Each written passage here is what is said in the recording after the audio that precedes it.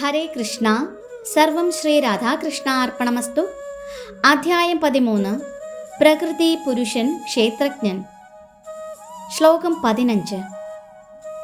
സർവേന്ദ്രിയ ഗുണാഭാസം സർവേന്ദ്രിയ വിവർജിതം അസക്തം സർവഭൃച്ചൈവ നിർഗുണം ഗുണഭോക്തൃ ച. വിവർത്തനം. സർവേന്ദ്രിയങ്ങളുടെയും ഉത്പത്തിസ്ഥാനമാണ് പരമാത്മാവ്. എന്നിരുന്നാലും അവിടുത്തേക്ക് ഇന്ദ്രിയങ്ങളില്ല. സകല ജീവജാലങ്ങളെയും നിലനിർത്തിപ്പോരുന്നെങ്കിലും അനാസക്തനാണ്. ത്രിഗുണാതീതനും അതേസമയം തന്നെ ഭൗതിക പ്രകൃതിയുടെ ത്രിഗുണങ്ങളുടെ യജമാനനുമാണ് അദ്ദേഹം.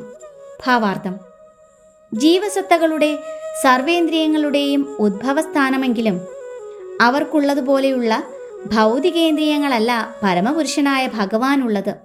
വാസ്തവത്തിൽ വ്യക്തിഗതാത്മാക്കൾക്കും ആത്മീയേന്ദ്രിയങ്ങളുണ്ട്. ബദ്ധമായ ജീവിതത്തിൽ ഭൗതിക ഘടകങ്ങളാൽ ആവരണം ചെയ്യപ്പെട്ടിരിക്കുകയാണവ. അതുകൊണ്ട് ഇന്ദ്രിയ പ്രവർത്തനങ്ങൾ ഭൗതിക പദാർത്ഥങ്ങളിലൂടെ പ്രദർശിപ്പിക്കപ്പെടുന്നു എന്നു മാത്രം. അപ്രകാരം മൂടപ്പെട്ടതല്ല പരമാത്മാവിൻ്റെ ഇന്ദ്രിയങ്ങൾ. അഭൗതികങ്ങളാകയാൽ അവയെ നിർഗുണങ്ങളെന്ന് പറയുന്നു. ഗുണങ്ങൾ എന്നാൽ ഭൗതിക ഗുണങ്ങൾ എന്നർത്ഥം. അദ്ദേഹത്തിൻ്റെ ഇന്ദ്രിയങ്ങൾക്ക് ഭൗതികതയുടെ ആവരണങ്ങളില്ല. അത് നമ്മളുടേതുപോലെയല്ല എന്നു മനസ്സിലാക്കണം. നമ്മുടെ ഇന്ദ്രിയ പ്രവർത്തനങ്ങൾക്കെല്ലാം ഉദ്ഭവസ്ഥാനമെങ്കിലും അദ്ദേഹത്തിന് ഭൗതികതാമാലിന്യം തീണ്ടാത്ത അഭൗതികേന്ദ്രിയങ്ങളാണുള്ളത്. അപാണിപാദോജവനോ ഗ്രഹീത എന്ന് തുടങ്ങുന്ന സൂക്തത്തിൽ ശ്വേതാശ്വരോപനിഷത്ത് 3:19 ഈ വിഷയം ഭംഗിയായി വിവരിക്കുന്നു. ഭഗവാന്റെ കൈകൾ ഭൗതികതാമാലിന്യം സ്പർശിക്കാത്തവയാണ്. എങ്കിലും ഭക്തിപൂർവം അർപ്പിക്കപ്പെട്ടതെന്തും സ്വീകരിക്കാൻ അദ്ദേഹത്തിന് കൈകളുണ്ട്. ഇതാണ് ബദ്ധനായ ജീവാത്മാവിനും പരമാത്മാവിനും തമ്മിലുള്ള വ്യത്യാസം. അദ്ദേഹത്തിനും കണ്ണുകളുണ്ട്. അവ ഭൗതികങ്ങളല്ലെന്ന് മാത്രം. ഇല്ലെങ്കിൽ കഴിഞ്ഞതും സംഭവിച്ചുകൊണ്ടിരിക്കുന്നതും വരാൻ പോകുന്നതുമായതിനെയെല്ലാം അദ്ദേഹത്തിന് എങ്ങനെ കാണാൻ കഴിയും? ആ പരമാത്മാവ് ജീവികളുടെ ഹൃദയങ്ങളിൽ കുടികൊണ്ടിട്ട് അവർ മുമ്പ് ചെയ്തതും ഇന്ന് ചെയ്തുകൊണ്ടിരിക്കുന്നതും ഭാവിയിൽ സംഭവിക്കാൻ പോകുന്നതുമായ സകലതിനെയും അറിയുന്നു. ഇതും ഭഗവത്ഗീത സ്ഥിരീകരിക്കുന്നു. അദ്ദേഹത്തിന് എല്ലാം അറിയാം. എന്നാൽ അവിടുത്തെ അറിയുന്നവരായിട്ട് ആരുമില്ല. ഭഗവാന് നമ്മുടേതുപോലെയുള്ള കാലുകൾ ഇല്ലെങ്കിലും ആധ്യാത്മികങ്ങളായ കാലുകൾ ഉള്ളതിനാൽ അന്തരീക്ഷത്തിലൂടെ നടക്കാൻ കഴിയുമെന്ന് പറയപ്പെടുന്നു.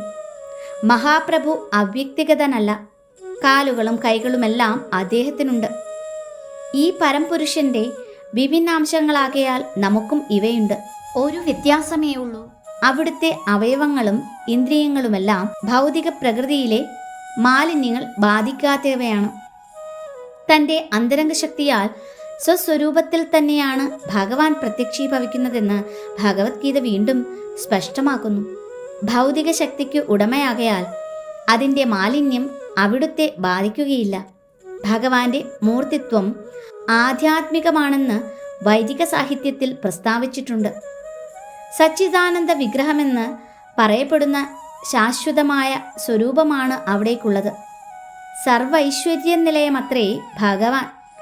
സർവസമ്പത്തിൻ്റെയും സകല ശക്തികളുടെയും ഉടമയും. ബുദ്ധിശക്തിയും ജ്ഞാനവും അദ്ദേഹത്തിൽ തികവാർന്നിരിക്കുന്നു. പരമദിവ്യോത്തമ പുരുഷന്റെ ചില ലക്ഷണങ്ങളാണിവ. സകല ജീവസത്തകളുടെയും സംരക്ഷകനും സർവപ്രവർത്തനങ്ങളുടെയും സാക്ഷിയുമാണ് അദ്ദേഹം. പരമപുരുഷൻ എപ്പോഴും ഇന്ദ്രിയാതീതനാണെന്ന് വൈദിക സാഹിത്യത്തിൽ നിന്ന് നമുക്കറിയാം. അവിടുത്തെ ശിരസ്സും മുഖവും കൈകാലുകളും മനുഷ്യർക്ക് അദൃശ്യങ്ങളെങ്കിലും അദ്ദേഹത്തിന് അവയുണ്ട്. അതീന്ദ്രിയ തലത്തിലേക്ക് ഉയരാമെങ്കിൽ നമുക്ക് ഭഗവത് രൂപം ദൃശ്യമാവുകയും ചെയ്യും.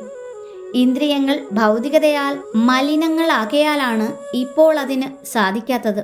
അതുകൊണ്ടാണ് ഭൗതികത്വം ബാധിച്ച വ്യക്തിശൂന്യവാദികൾക്ക് ഭഗവാനെ മനസ്സിലാക്കാൻ സാധിക്കാത്തത്. ഹരേ കൃഷ്ണ. സർവം ശ്രീ രാധാകൃഷ്ണ അർപ്പണമസ്തു.